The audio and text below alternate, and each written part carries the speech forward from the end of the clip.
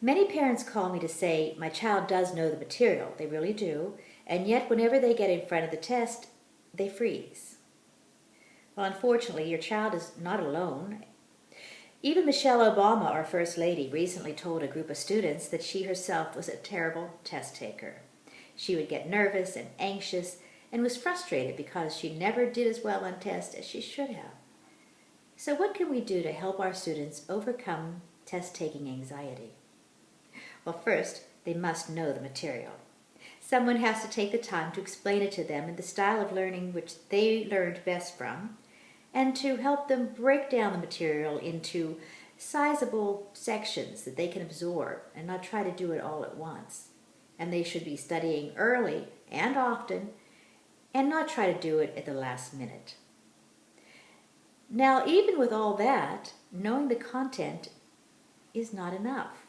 Dr. Ben Bernstein recently said that if a child is tense or has self-doubt or is anxious, he or she will not perform that well on the test. So what can we do? Well, studies show that there are 3 things that one should have in equal portion, like a tripod, to go in and do your very best on a test. And that is confidence, focus, and calm.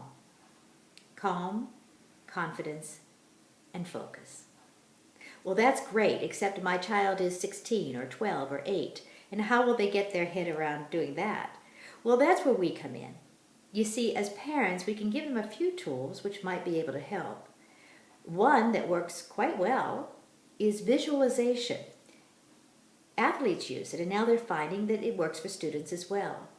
Tell your student before they go to sleep to visualize in their mind's eye taking the test, and tell them that this test, they know all the answers.